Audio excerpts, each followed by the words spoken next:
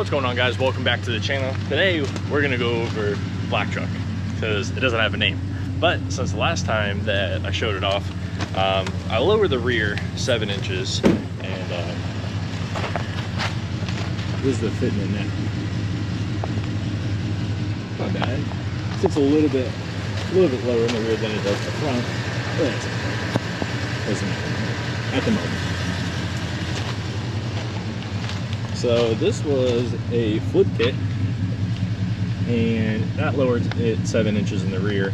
And then I used to have hangers in here, not hangers, shackles in here that lowered it another 2 inches. About what this thing is and what it's capable of, it is just a little 4.8 with long tube header, so that helps a little bit. And also, when I had to do the rear seal, it has a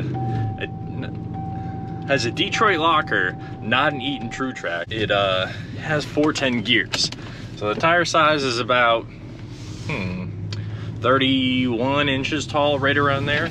And rear gears, 410. Actually, technically, they're 411s. That's what was stamped on the ring gear. It's not too bad. She's a little ripper, but I haven't done anything to this truck except get it retuned by my friend Chad and also lower it. I haven't done any other performance stuff to it, and I don't know I don't know what to do if I were to do it, because it's kind of maxed out for what the 4.8 can do, and plus throwing a cam at it really isn't going to do a whole lot. It's just a 4.8. You throw a 4.8 and cam and gears and everything, you even put it on a tire, it's really not gonna move. The best bet would be just to do a turbo, and we're trying to keep this one a daily for as long as we can so we can turbo Panda. So sticking away here, you know, steering away from that. This truck says it has 80-ish thousand miles, 82,000 miles, right? But that's what I mean, that's what the Carfax and everything else says. But what makes me nervous is looking at the cylinder heads on this truck. It has 862s. Usually for this year should be 799/243s. So at one point the cylinder heads did come off the truck, and I don't know why. And I don't know if motor was blown up at one time and they pulled like another motor apart and threw some makeshift stuff together to get this 4.8 to run, but I don't know. And when I this kind of all correlates. When I went and got it tuned by my friend Chad, I guess the displacement that they had shown on the actual tune showed to be like a 5.3. So I don't know if at one time they swapped the 4.8 for a 5.3 and vice versa. So I really haven't been beating on this too much. I did find out it does really good burnouts, because it just does. But that's like the whole kind of rundown of the black truck. It's a 2013 Silverado 4.8, so it didn't have the displacement on demand and the active fuel management, so I didn't have to delete any of that stuff, which is cool. Also wanted to mention that I didn't know this. Some of you, most of you, I don't know, other people might know this, but the 2007 to 13, those body styles, this body style truck, I thought they all came with the 6-speed automatic transmissions. I was wrong. Most of them did, but the ones that with the 4.8s, I guess it was an option to opt for the 6-speed transmission. It wasn't a mandatory option. Like if you did the 5.3, like you got the 6L80, I guess, or 6L60, whatever that was, which I didn't know that. So there's another thing. But Chad, he's got the shift points like pretty crisp. It's just a bone stock 4L60 in this thing, but shift points are crisp. It doesn't like have really any delay. It doesn't shift hard, but it shifts really fast and really crisp. That's what I want. So we want longevity out of this old girl. It has electric cutouts. I know I showed that in another video, but it's another cool feature that I just...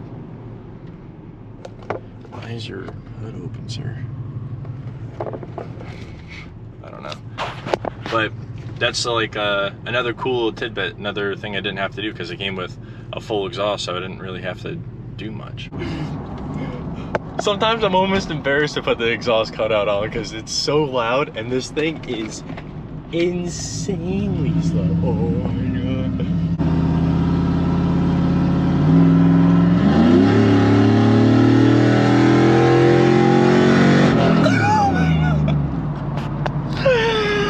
Oh my god, dude, it's so loud. It's so slow. Oh my god. If someone ever sees me out and I'm driving this thing, I'll open it up, dude. It's...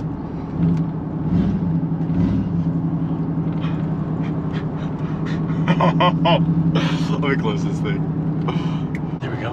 Nice and quiet.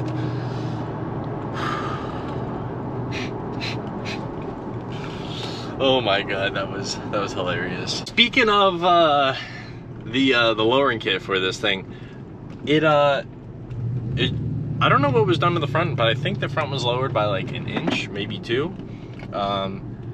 But the rear, I just did a flip kit for it, and there's no C-notching required for this thing, and it actually rides pretty good. I had a different set of Belltech shocks laying in the garage, because they used to be on Panda, but since Panda has the C-notch flip kit as well as 2-inch lowering hangers, I put a longer or a stiffer shock in it to kind of lift the rear of it back up, because it sat kind of low in the rear, kind of like what this is right now. So to try to compensate, I just did that. So I mean, the ride isn't nearly as nice, but man, these shocks on here, what I was getting at, the shocks that are in here are really, really good, really nice actually. I would say the ride quality is pretty good. I used to think that it was really bad, like in Panda, but I think just because it had the extra 2 inches, being 2 inches lower than it actually should have been, it rode like shit because I bottomed out everywhere. But this one actually, I bottomed out once because I was driving in the dirt and I hit a big bump and it bottomed out. I was like, dang. But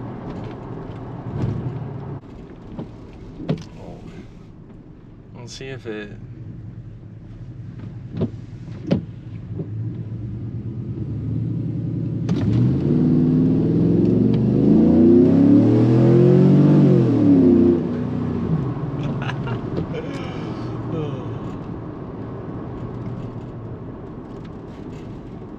She had no balls back there. It's even wet out right now. Not like super wet, but like wet enough.